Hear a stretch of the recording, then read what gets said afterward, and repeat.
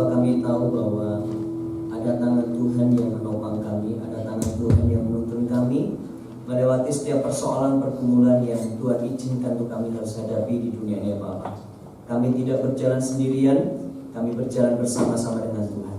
Dan itulah yang memberikan kekuatan dan penghiburan kepada kami.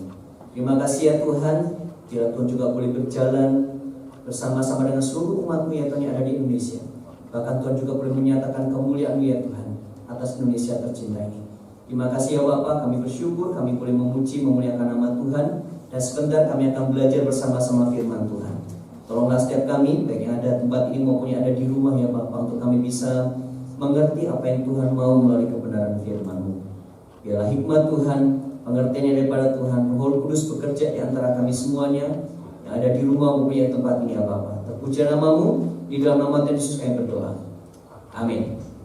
Puji Tuhan, Bapak dan kasih Tuhan, Bapak Ibu saudara yang ada di rumah, ini sesuatu yang baru untuk kita sekalian, bukan hal yang mudah untuk kita kerjakan, Bapak Ibu, sebagai sebuah gereja atau sebuah institusi yaitu gereja.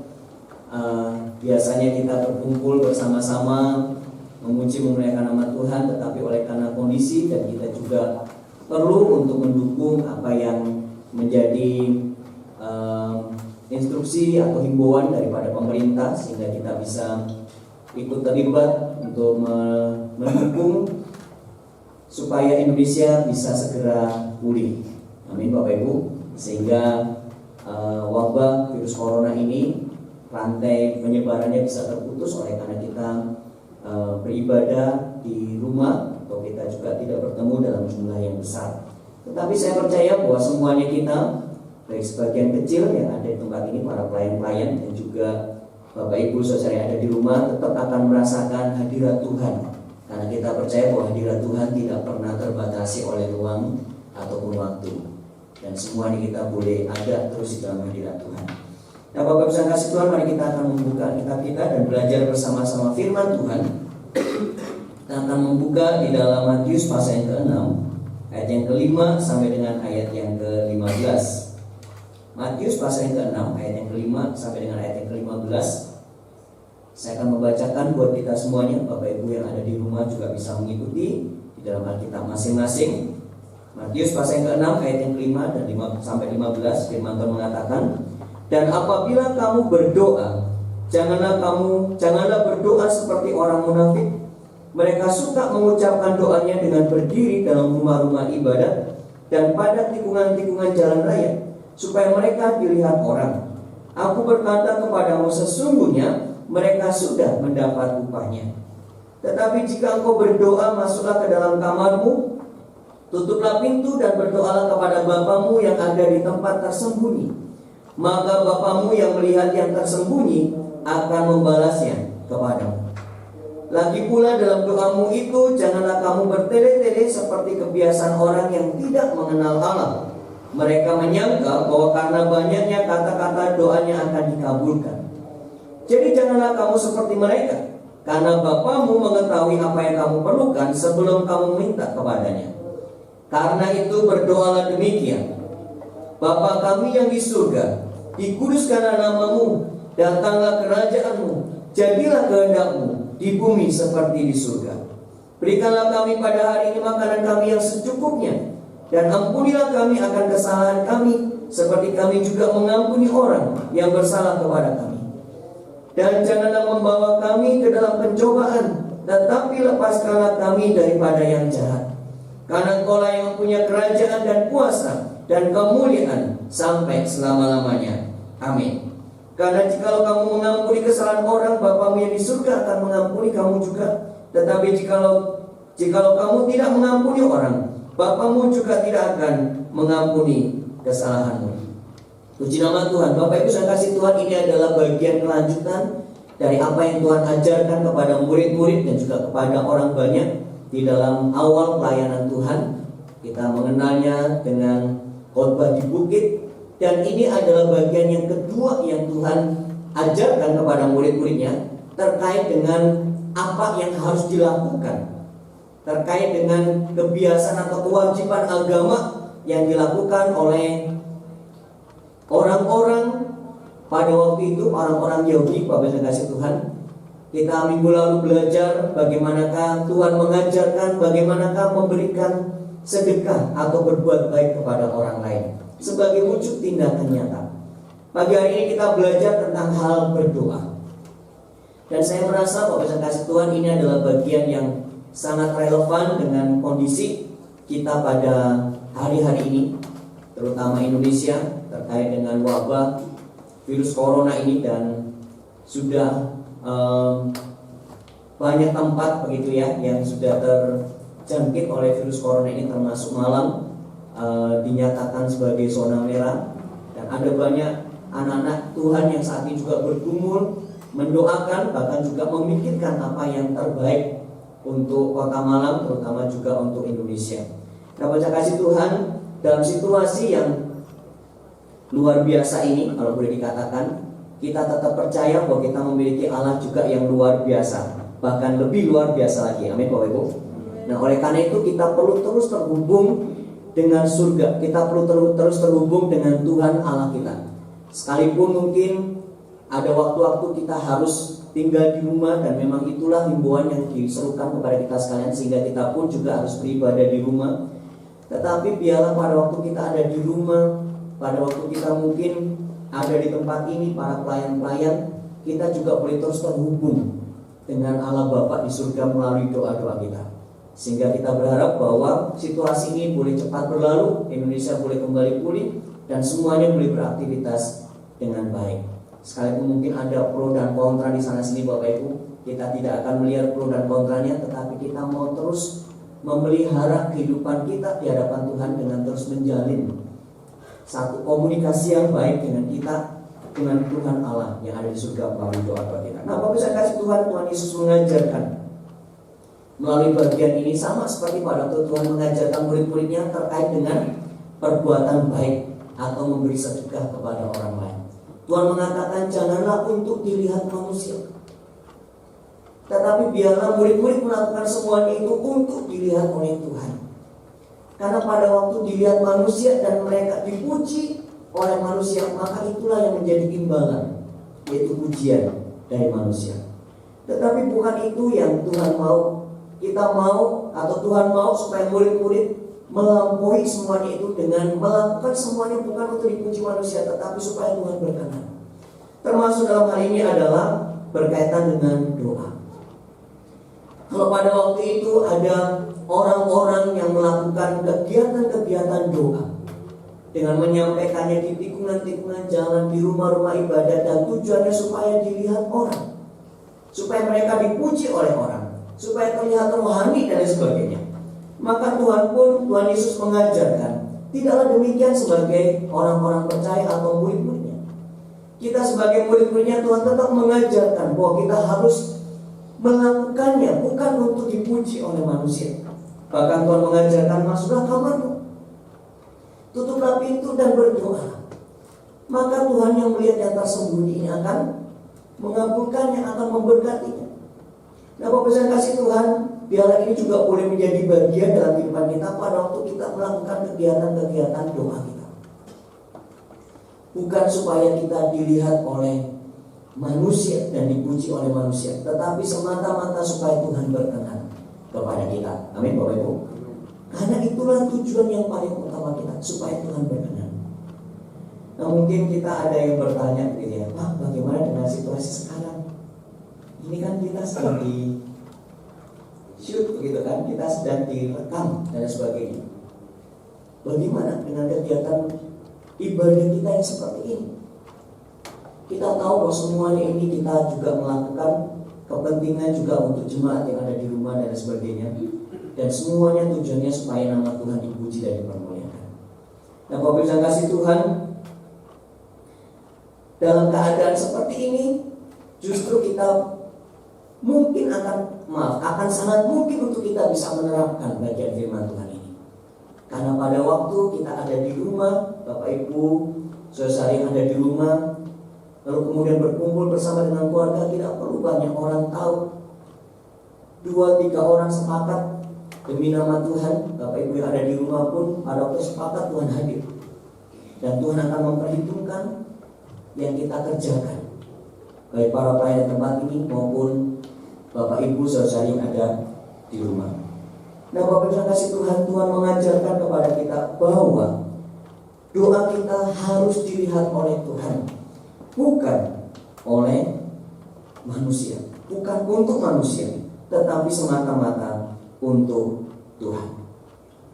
Doa kita tujuannya supaya Tuhan mendengar, bukan semata-mata supaya manusia mendengar, tetapi biarlah Tuhan mendengar. Nah, Bapak Ibu saudara-saudari tahu bahwa pada waktu kita mengatakan supaya Tuhan mendengar, maka kita tahu bahwa Tuhan pun mengerti apa yang ada di dalam hati kita. Tuhan tahu sebelum kita menyampaikan kepada Tuhan pun Tuhan sudah mengerti.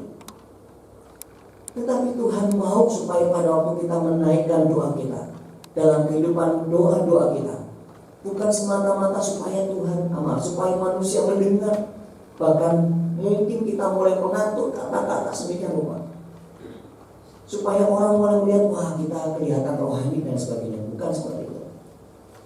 Tapi kita harus tahu bahwa tujuannya supaya Tuhan mendengar apa yang kita sampaikan.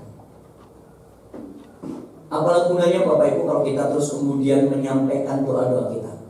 Mungkin orang mendengar, tetapi doa-doa kita Tuhan mendengar, tetapi tidak akan kembali kepada kita, atau Tuhan menjawab dengan mengatakan tidak, begitu ya. Atau bahkan mungkin Tuhan tidak melakukan apa-apa terkait dengan doa kita. Oleh karena mungkin ada sesuatu yang keliru, mungkin ada sesuatu yang menghalangi doa kita kepada Tuhan. Oleh karena mungkin kita berdoa supaya orang melihat kita rohani, orang melihat kita baik, begitu ya, secara kerohanian dan sebagainya. Bukan seperti itu, tetapi supaya Tuhan mendengar dan Tuhan berkenan. Supaya Tuhan melihat dan Tuhan mendengar, itulah yang Tuhan mau, Bapak dan Tuhan. Baiklah kita belajar untuk berdoa dengan baik di hadapan Tuhan, bukan semata-mata untuk manusia melihat atau dipuji manusia, tetapi supaya Tuhan melihatnya dan Tuhan mendengarnya. Nah, Bapak Ibu, mungkin kita perlu bertanya atau kita bertanya begitu ya, bagaimana caranya kita berdoa? Oke, saya mengerti bahwa berdoa itu bukan untuk dipuji oleh manusia, tetapi untuk Tuhan, supaya Tuhan mendengar. Lalu kemudian kita bertanya, bagaimana caranya supaya kita berdoa dan itu diperkenan oleh Tuhan? Nah, Bapak Ibu saya kasih Tuhan, Tuhan Yesus mengajarkan, dan ini adalah satu bagian yang sangat terkenal, begitu ya. Saya yakin semuanya kita mengerti bagian ini tentang doa Bapa kami, begitu. Nah, Bapak Ibu, hal apakah yang kita bisa belajar dari bagian ini terkait dengan doa Bapa kami yang disampaikan atau yang diajarkan oleh Tuhan Yesus? Pada waktu kita berdoa kepada kasih Tuhan, maka kita juga bisa meneladani kepada bagian-bagian ini. Yang pertama, pada waktu kita mau belajar tentang doa dan doa ini sesuai dengan apa yang Tuhan ajarkan dan berkenan di hadapan Tuhan, maka kita melihat doa itu adalah doa yang sederhana, Bapak Ibu. Doa yang sederhana. Di dalam ayat yang ke-7 dikatakan seperti ini, lagi pula dalam doamu itu janganlah kamu bertele-tele seperti kebiasaan orang yang tidak mengenal Allah. Mereka menyangka bahwa karena banyaknya kata-kata doanya akan dikabulkan. Nah, Bapak Ibu, Tuhan mau pada waktu kita berdoa dengan cara yang sederhana, begitu. Dalam kesederhanaan. Saya tidak tahu dengan Bapak Ibu pada waktu mungkin masih memiliki anak yang masih kecil, begitu ya. Bagaimanakah respon atau tanggapan Bapak Ibu pada waktu anak-anak berdoa? Kami senang, begitu ya, di rumah pada waktu kami beribadah atau berdoa bersama-sama bersama keluarga, lalu kemudian biasanya atau yang sering kali ditunjuk untuk berdoa itu bukanlah papanya atau mamanya, tetapi Kristus. Nah, Bapak Ibu, sering kali Kristus itu berdoa dengan cara yang ya lucu, ya menggemaskan, tetapi dengan cara yang menyenangkan, begitu. Dan mendengar setiap proses yang dialami oleh Kristus itu, kami rasanya senang sekali gitu. Dan doanya itu kata-katanya benar-benar sesuatu yang tulus, begitu. Kemarin malam gitu ya, pada waktu kami doa bersama-sama, terus kemudian Kristo yang berdoa gitu kan, kami kumpul terus kemudian tanya, ini siapa yang berdoa? Kristo berdoa. Kemudian Kristus berdoa dengan cara seperti ini. Tuhan, tolonglah kami yang ada di tidar, kami yang mau tidur, biarlah Tuhan memberkati kami dan melindungi kami sekalian. Tuhan, tolonglah juga dengan virus corona ini, begitu Bapak Ibu. Jadi lucu sekali mendengar Kristus berdoa begitu. Tolonglah supaya semuanya sehat-sehat begitu. Nah, Bapak Ibu pada waktu mendengar Kristus seperti itu kemudian selesai gini, amin gitu ya. Lalu kemudian saya peluk dia, aduh Kristus kamu doanya lucu sekali begitu. Sekalipun lucu, maksudnya itu benar-benar apa ya? Polos begitu ya, ungkapan hati daripada seorang anak kecil yang usia 6 tahun begitu ya, Kristus. Dan mendengar itu menyenangkan begitu. Nah, saya membayangkan bahwa kasih Tuhan dalam kesederhanaan kita. Pada waktu kita datang kepada Tuhan, saya menggambarkan, mungkin saya keliru, tapi saya menggambarkan sama seperti seorang anak kecil yang terus kemudian datang kepada Tuhan. Tidak perlu terus kemudian mengatur kata-kata sedemikian rupa gitu kan. Waduh, kata-katanya harus bagus, harus mengikuti standar bahasa Indonesia. Ada subjeknya, ada predikatnya, ada objeknya dan sebagainya. Mungkin seperti itu ya kan. Nah, kemudian kita berusaha untuk membayangkan kata-katanya seperti ini dan segala macam gitu. Tetapi dalam kesederhanaan mendengar seorang anak kecil yang berdoa, saya membayangkan pada waktu kita berdoa dalam kesederhanaan seperti anak kecil ini, maka Tuhan pun juga akan mendengarnya dengan aduh, mungkin ada rasa, ya mungkin sendiri ya Bapak ya, saya hanya membayangkan saja gitu ya. Pasti Tuhan tidak seperti ini, tapi saya hanya membayangkan saja. Mungkin ada rasa aduh, menggemaskan ini anakku ini berdoanya aduh polos gitu. Tapi saya merasa kalau saya kasih Tuhan, doa yang tulus dari dalam hati, doa yang bukan terus kemudian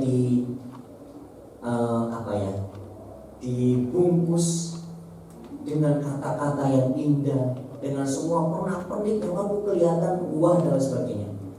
Tapi doa yang tulus, doa yang keluar dari dalam hati, itulah yang Tuhan akan dengar. Amin Bapak Ibu. Nah, ini yang Tuhan ajarkan juga kepada murid-murid. Jangan berdoa dengan bertele-tele. Doa dengan cara yang sederhana saja. Kenapa? Karena Tuhan juga sudah tahu kok. Apa yang kita akan ungkapkan, apa yang kita butuhkan, Tuhan tahu. Karena Tuhan tahu, maka Tuhan mau doa kita itu tulus dari dalam hati kita. Dalam kesederhanaan.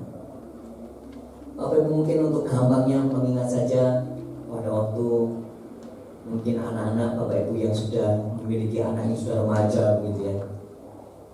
Ingat-ingat pada waktu mereka masih kecil dan doa dalam keponakan begitu. Kira-kira begitulah.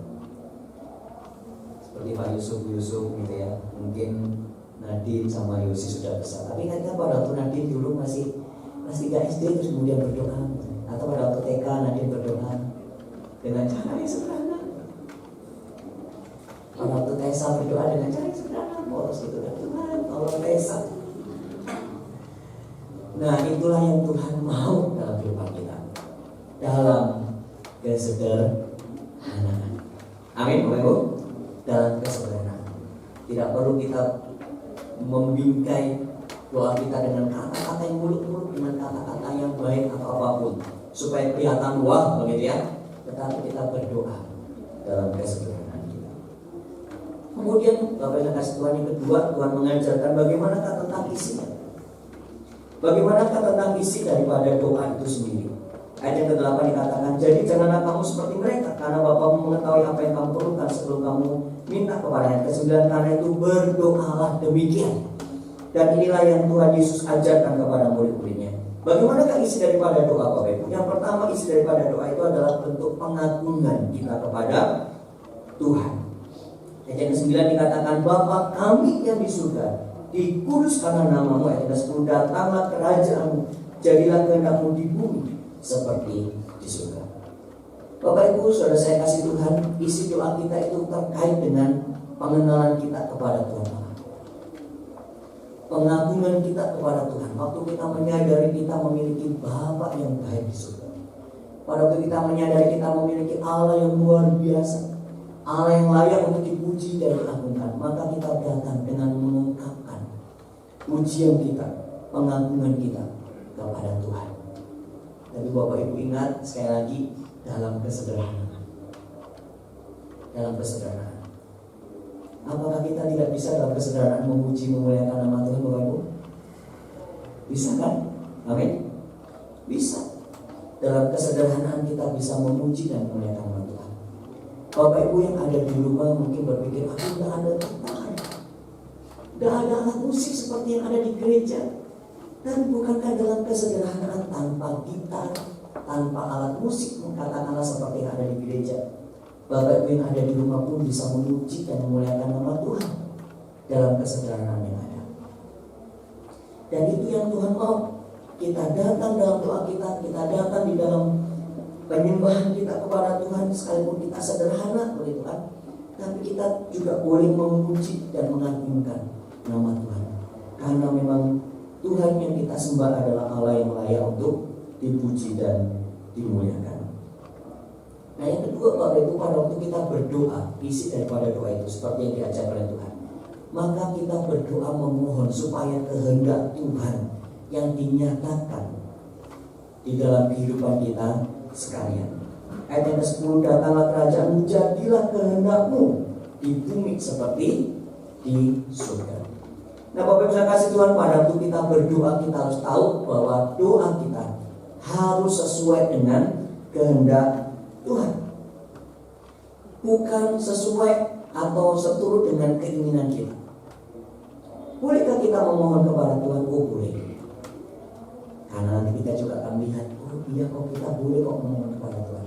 Tetapi kita harus tahu terlebih dahulu dalam doa kita berdoa sesuai dengan apa yang Tuhan kehendaki. Bapak saya kasih Tuhan, saya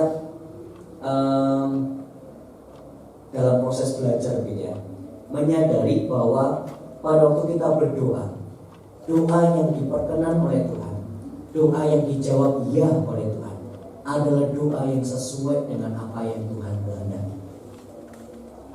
Doa yang dijawab tidak oleh Tuhan, itu adalah doa yang tidak sesuai dengan kehendak Tuhan, atau mungkin adalah doa yang hanya memenuhi keinginan kita, memenuhi kedagingan kita.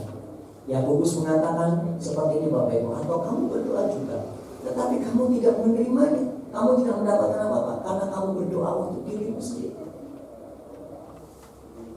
Nah, saya kasih Tuhan, doa yang diterima atau yang dijawab ya oleh Tuhan adalah doa yang sesuai dengan kehendak Tuhan. Oleh karena itu, pada waktu kita berdoa, kita harus terus menyatakan kehendak Tuhan yang terjadi di dalam kehidupan kita, di dalam kehidupan keluarga kita, di dalam kehidupan bangsa dan negara kita Indonesia, di dalam dunia sama seperti di surga. Amin, Bapak Ibu. Kehendak Tuhan. Akhir-akhir ini kita berdiskusi banyak begitu ya. Mungkin muncul pro dan kontra, apakah ini juga bagian dari kehendak Tuhan terkait dengan wabah yang ada dan sebagainya. Bapak Ibu, dalam keterbatasan kita memahami semuanya, karena kita tidak tahu secara utuh apa yang menjadi misterinya Tuhan. Tapi satu hal yang kita percaya bahwa semuanya ada di dalam kedaulatan Tuhan. Amin. Kita harus terus memohon supaya kehendak Tuhan yang jadi melewati semuanya ini, apa yang memang Tuhan ingin kerjakan di dalam kehidupan kita orang-orang percaya, di dalam kehidupan berbangsa dan bernegara. Kita terus memohon supaya kehendak Tuhan yang jadi. Apakah sakit penyakit menjadi bagian dari kehendak Tuhan? Bapak kasih Tuhan, bisa jadi tidak. Tetapi kita tidak pernah tahu dengan sepenuhnya, karena pada waktu Tuhan izinkan semuanya ini, maka Tuhan punya maksud di dalamnya. Sama seperti pada waktu Tuhan mengizinkan Ayub untuk dicobai oleh iblis, lalu kemudian Ayub harus menderita sakit setelah semuanya diambil. Lalu kemudian kita bertanya, kenapa kok Ayub sampai menderita seperti itu? Apa yang salah dengan Ayub? Dia orang yang saleh, dia orang yang benar.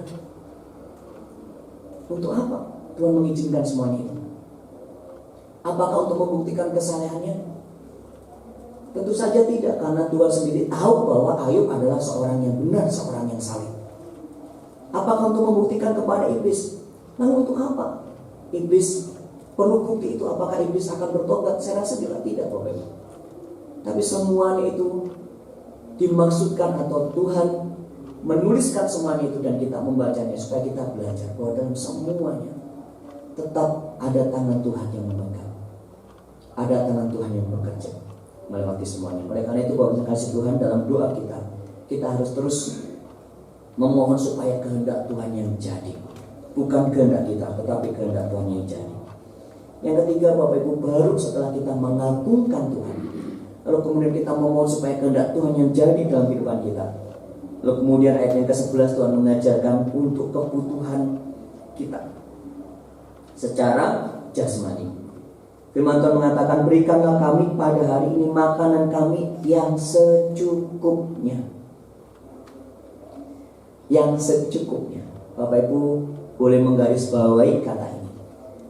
Bapak Ibu yang ada di rumah bisa menggarisbawahi kata ini, lalu kemudian bisa menggumulinya bersama-sama dengan keluarga gitu ya. Orang tua bersama dengan anak-anak, yang secukupnya. Bukan dalam jumlah yang banyak. Amin Bapak Ibu. Bukan yang kuat dan sebagainya, tidak. Tapi Tuhan mengajarkan yang secukupnya. Kenapa Bapak Saudara saya kasih Tuhan? Supaya kita terus mengerti, supaya kita terus mengenal bahwa Tuhan yang memelihara kehidupan kita dari hari ke hari. Iman kita bertumbuh dari hari ke hari karena kita terus percaya bahwa Tuhan yang memelihara kehidupan kita hari demi hari. Sehingga Tuhan mengatakan jangan khawatir akan hari esok. Esok memiliki kesusahannya sendiri. Kesusahan hari ini cukuplah untuk hari ini. Nah Bapak Ibu, kita hidup juga dalam iman percaya kita setiap hari di hadapan Tuhan. Pada waktu kita memohon untuk kebutuhan kita secara jasmani pun, maka Tuhan mengajarkan supaya kita memohonkannya kepada Tuhan dalam kesederhanaan. Secukupnya. Secukupnya. Karena kalau berlebihan pun juga tidak baik. Betul Bapak Ibu? Makan kalau berlebihan itu juga gak baik. Kenapa? Karena kadang-kadang kalau kita makan sudah kenyang, kemudian kita paksakan gitu kan. Maka pada waktu kita kekenyangan, efek yang paling mungkin kita susah untuk bergerak. Aduh, mau bangun susah, mau nafas susah. Kenapa? Karena kekenyangan Bapak Ibu. Harusnya sudah cukup gitu kan, tapi ini kita pasangkan begitu. Yang cukup itu yang baik. Berolahraga pun, karena sekarang seruannya kan kita hidup sehat. Betul Bapak Ibu? Amin. Kita hidup sehat, yang namanya hidup sehat terus kemudian kita ya harus olahraga. Tapi yang secukupnya. Olahraga kalau kebanyakan ya sakit semua. Kita juga disarankan saat ini untuk sunbathing. Wah, sunbathing itu berjemur gitu ya. Apa ya bahasa yang paling gampang, bahasa Jawa? Caring. Kita kan disarankan untuk caring Bapak Ibu. Nah kalau kita terus kemudian kelamaan caring Bapak Ibu, ya gosong kalau nggak dibolak-balik gitu kan. Dibolak-balik pun masa kita mau gosong muka belakang gitu kan. Ya secukupnya. Yang secukupnya begitu. Kemarin saya berdiskusi dengan Bu Angel. Wah, kamu dari mana dapat informasi kalau yang baik itu jam 10 sampai dengan jam 10.15, jam 10 sampai dengan jam setengah 11 sebenarnya. Padahal itu kan panas-panasnya. Saya ngikutin di YouTube gitu kan. Ada seorang dokter yang diwawancara di salah satu stasiun swasta gitu, yang mengatakan bahwa pagi hari itu sinar UV-nya itu UVA begitu. Dan itulah salah satu penyebab kanker, katanya begitu. Nah yang jam 10 sampai dengan jam setengah 11 itu adalah UVB, itu yang baik untuk kesehatan sebenarnya. Tapi ya jangan lama-lama kata dokternya. Jam 10 itu kan panas, begitu kita cari begitu kan. Lalu kemudian setengah jam malah kita nggak bolak-balik. Oh Bapak Ibu, turun ke bawah kita langsung waduh puluh-puluh berubah warna kita. Namanya kasih Tuhan, semuanya yang berlebihan, semua yang kebanyakan pasti itu tidak baik atau menimbulkan dampak yang justru negatif dalam kehidupan kita. Makanya Tuhan mengatakan kepada kita, mengajarkan kepada kita dalam doa, berikanlah kami pada hari ini makanan kami yang secukupnya. Amin Bapak Ibu. Yang penting cukup. Dan waktu kita puas dengan apa yang Tuhan berikan dalam kecukupan kita Bapak Ibu, itulah yang akan terus memampukan kita mengucap syukur kepada Tuhan. Amin.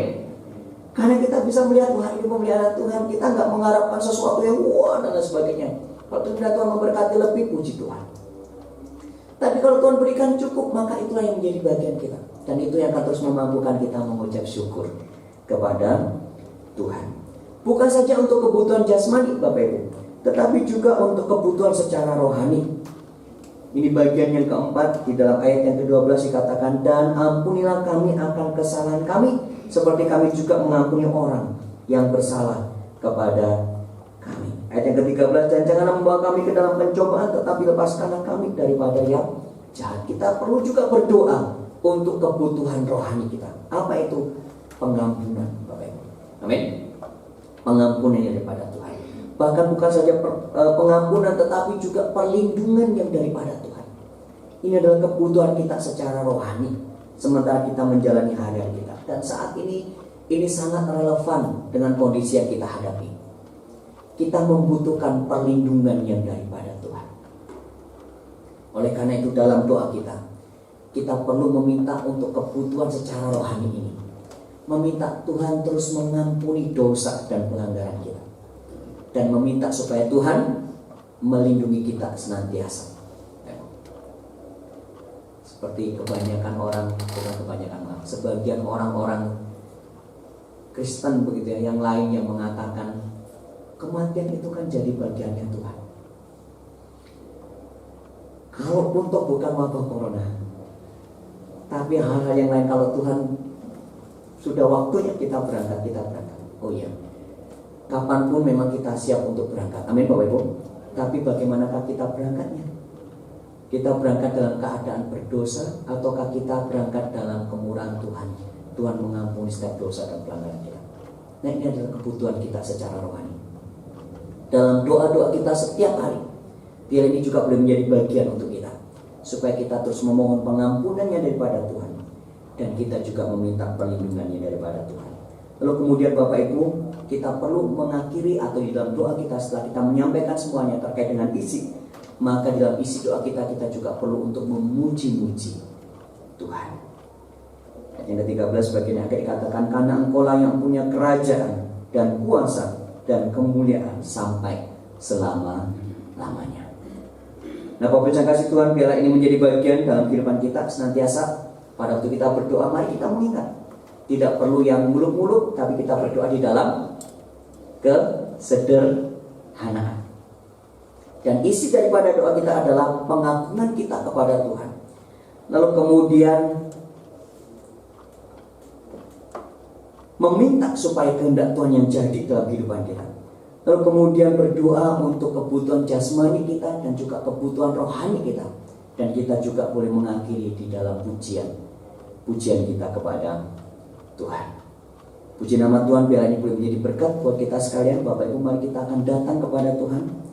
Bapak Ibu saudara yang ada di rumah, kita datang kepada Tuhan, dan mari kita sejenak mempraktekkan kehidupan doa ini di hadapan Tuhan saat ini. Mari kita berdoa secara khusus untuk Indonesia tercinta. Para pemain musik mungkin bisa maju ke depan. Mari kita akan berdoa untuk Indonesia, Bapak Ibu yang kasih Tuhan, supaya Tuhan menolong Indonesia ini, supaya Tuhan bekerja atas Indonesia.